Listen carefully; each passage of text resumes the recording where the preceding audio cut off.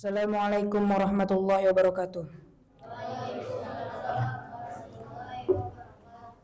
Alhamdulillah rabbil alamin wassalatu wassalamu ala ashrafil anbiya wal mursalin wa ala alihi wa sahbihi ajmain. Amma ba'du. Jamaah Masjid Al-Muhajirin yang dirahmati Allah Subhanahu wa taala.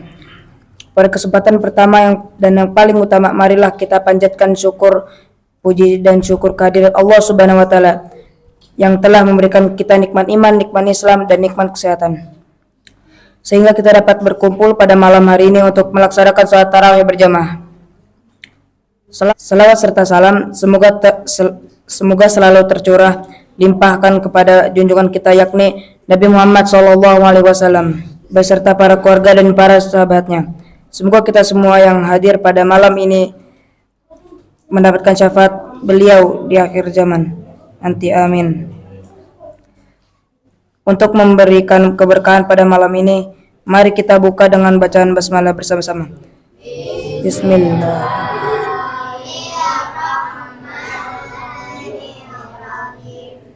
Pada malam yang penuh berkah ini, yang akan memberikan ceramah sekaligus sebagai imam salat tarawih adalah Bapak Ustadz Muhammad Latif. Alhamdulillah beliau sudah berada di tengah-tengah kita. Untuk kami persilakan kepada beliau untuk memberikan ceramah sekaligus menjadi imam salat tarawih. Demikian disampaikan. Terima kasih atas perhatiannya dan mohon maaf apabila ada kesalahan. Assalamualaikum warahmatullahi wabarakatuh. Bismillahirrahmanirrahim. Assalamualaikum warahmatullahi wabarakatuh. Alhamdulillahirabbil alamin alladzi an'amana bi ni'matil iman wal islam wa ni'mati syahr ramadan. Wassalatu wassalamu ala nabiyyina Muhammad wa ala alihi wa sahbihi ajma'in. Amma ba'd. Hadirin hadirat Jamaah Masjid Al-Muhajirin yang dimuliakan Allah Subhanahu wa taala. Alhamdulillah, henti-hentinya kita bersyukur disampaikan Allah Subhanahu wa taala di Ramadan kali ini di sepertiga akhir di bulan Ramadan.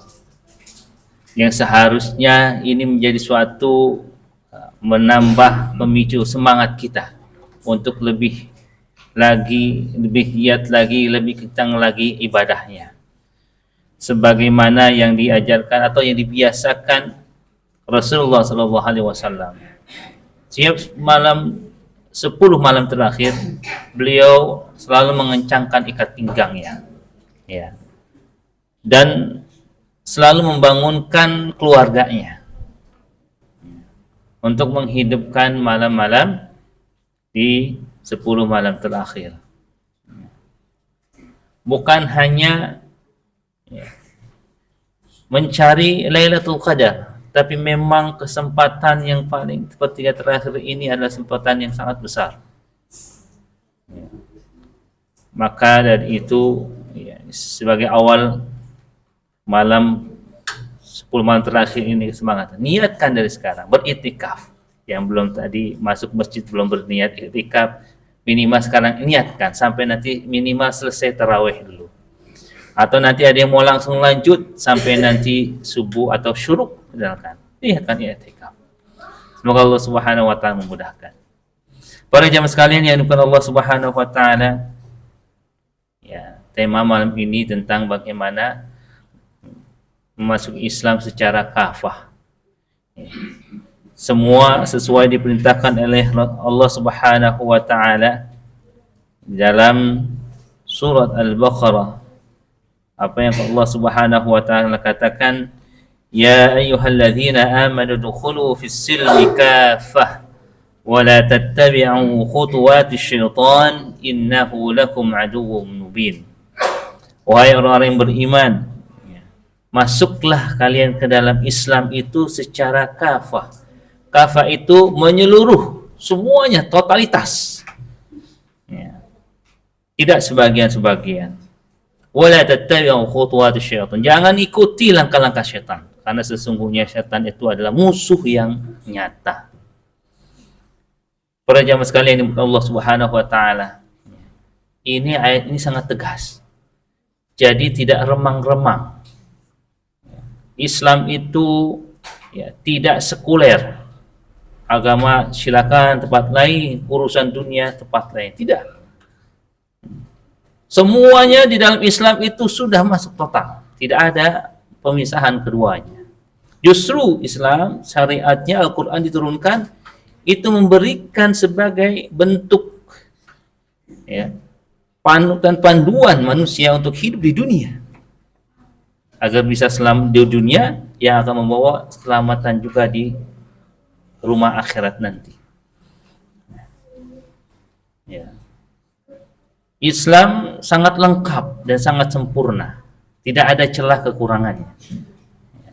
Semua sisi lini kehidupan tuh ada, terutama masalah akidah, masalah syariat. Syariat pun terpecah-pecah lagi, diaturnya dalam masalah hubungan bermuamalah, ya. Terutama mencari nafkah ada diatur, mencari ilmu ada, politik ada, mengurus masyarakat ataupun dalam sekarang adalah tata negara ada. Jadi kalau ada yang berusaha memisahkan Islam daripada urusan-urusan tersebut, itulah yang dinamakan sekuler. Ya. Masih banyak ke Indonesia? Oh, masih banyak. Ya, dalam beberapa hal kita mendengar informasi, ya, anak-anak kita saja dalam SD ataupun sekolah negeri dan sebagainya, pelajaran agama sangat sedikit. Ya, bahkan ada yang berusaha ingin menghilangkannya. Nauzubillah. Ya, padahal semuanya adalah anak-anak, mayoritas adalah anak-anak umat Islam. Bagaimana ketika dari kecil saja agamanya sudah diketahui, akan menjadi bencana ke depannya. Islam punya hanya Islam KTP, tidak paham. Ya. Dalam hal kecil saja, makanya diantaranya bagaimana kita bisa masukin Islam secara kafah adalah kita selalu menuntut ilmu, agar Islam itu memasuki diri kita, masukinya dengan sempurna, tidak ada yang terkurangkan. Apalagi ilmu agama yang tiap hari, tiap saat kita gunakan, ya. Karena notabene kita makhluk Allah, tugas utamanya adalah ibadah. Wa ma khalaqtul jinna wal insa illa liya'budun. Tidaklah kuciptakan jin dan manusia melainkan hanya untuk ibadah kepadaku. Jadi tugas utama ibadah, dan ibadah bukan hanya sekedar sholat, puasa, haji, termasuk mencari nafkah pun ada nilai ibadah, termasuk dalam mencari ilmu pun ada ibadah, termasuk dalam mengurusi urusan umat, urusan masyarakat rakyat, itu adalah ibadah kalau memang dia paham, ya. Makanya menuntut ilmu itu penting madal haya, selama sepanjang hidup, ya. Jangan sampai ya ini ya, ada yang berusaha menolak, nggak mau, saya mau yang penting sholat saja dan puasa, yang lainnya tidak. Ya, ini mungkin masalah pendidikan, belajar agama, mungkin belajar fikihnya baru sebab toharoh saja, misalkan bersihan saja, tetapi kamar mandinya, tempatnya, rumahnya masih kurang bersih juga, nggak naik sedikit sholat, wah sudah banyak perbedaan, ada yang kunut, ada yang enggak, ribut lagi misalkan. Naik sedikit misalkan dalam hal, ya ini dalam misalkan ahli waris, dalam wirasah, faraid, warisan, itu Islam sudah menjelaskan jelas, sejelas-jelasnya di dalam Al-Quran, baik di surat An-Nisa ada ataupun surat Al-Maidah. Dan ini naik sedikit saja, wah banyak yang menolak, terutama kaum perempuan, enggak adil ini, bagian laki-laki satu, perempuan setengah, udah menolak. Naik lagi ada hukum masalah pernikahan, wah, terutama masalah berbicara tentang poligami, wah, yang senang bapak-bapak, ibu-ibunya pada merengut, apalagi sudah bicara sebagainya, wah, tidak untuk diperdebatkan. Tetapi memang itu udah syariat, ya. Yang mampu silakan, tidak perlu diperdebatkan. Kalaupun tidak suka, jangan menentang. Itu hukum Allah Subhanahu wa Ta'ala. Biasanya kalau menentang itu Allah langsung kasih pelajarannya yang sama. gitu, terhadap itu sendiri. Ya. Apalagi sampai menghilang, tidak ada. Ya.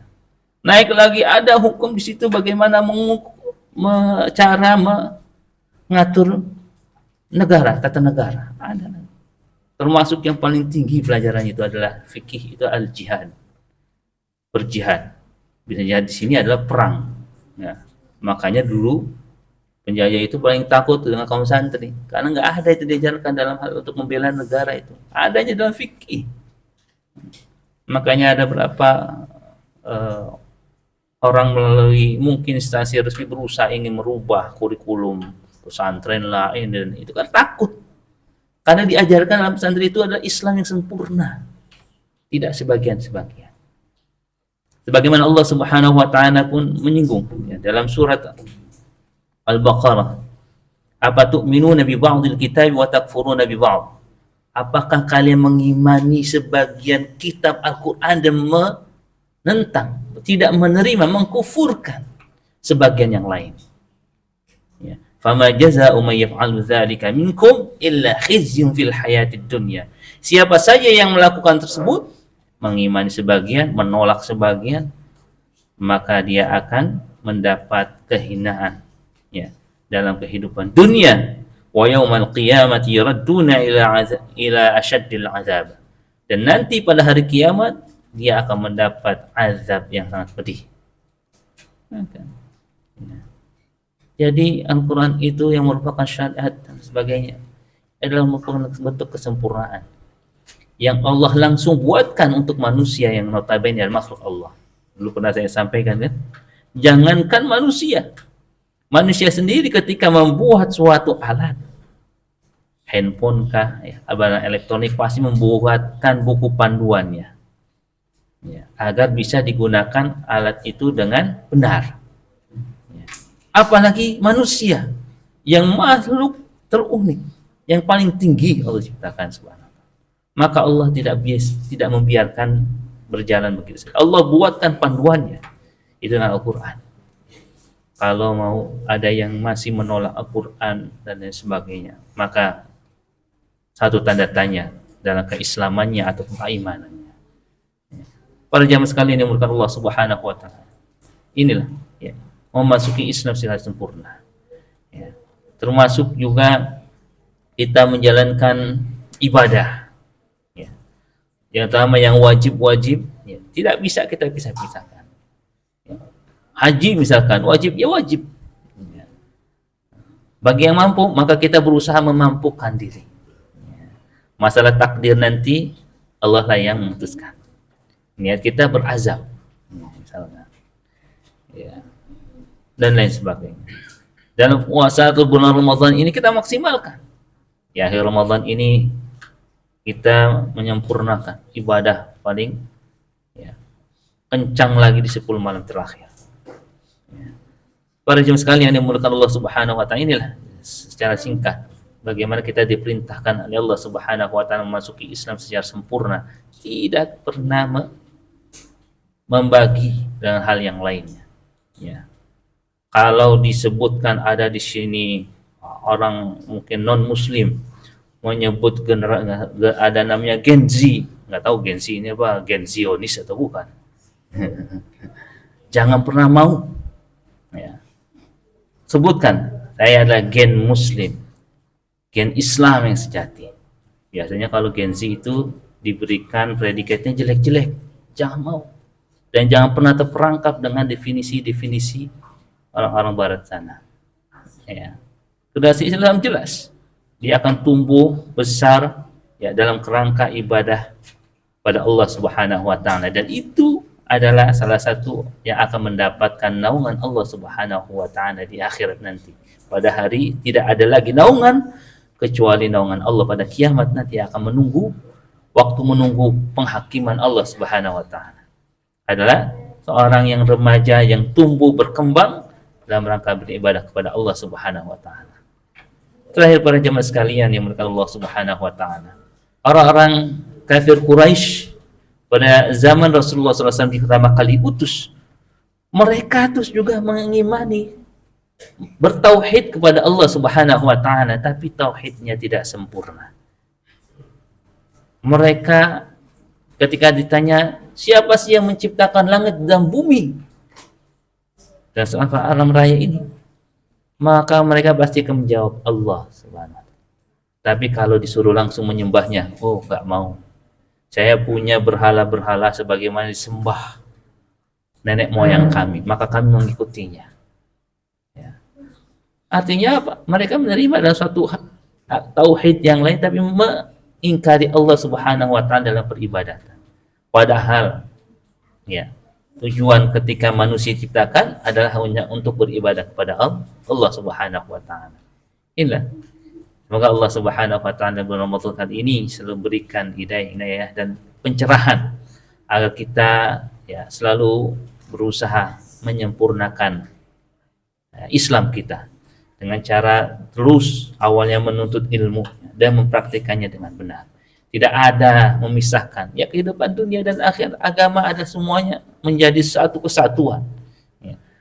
Ilmu apapun, disiplin keilmuan apapun tidak akan pernah bertolak belakang dengan Al-Quran dan Islam itu sendiri.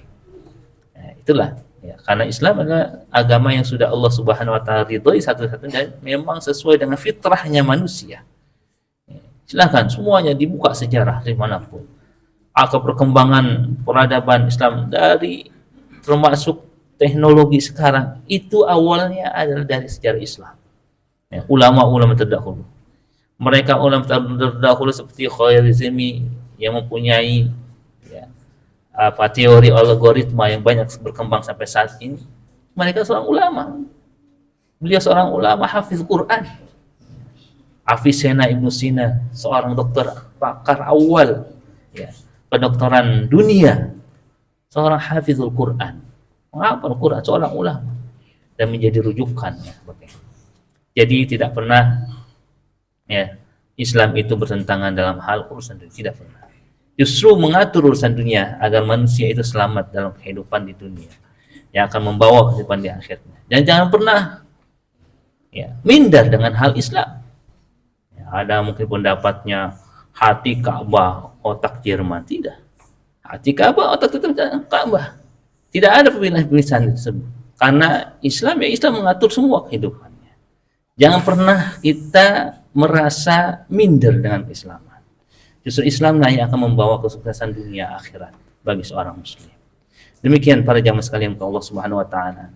Semoga kita semuanya diberikan hidayah memasuki Islam yang sempurna dan memberikan kita kesuksesan dunia dan akhirat. Aku qouli hadza wa astaghfirullah wa lakum. Assalamualaikum warahmatullahi wabarakatuh.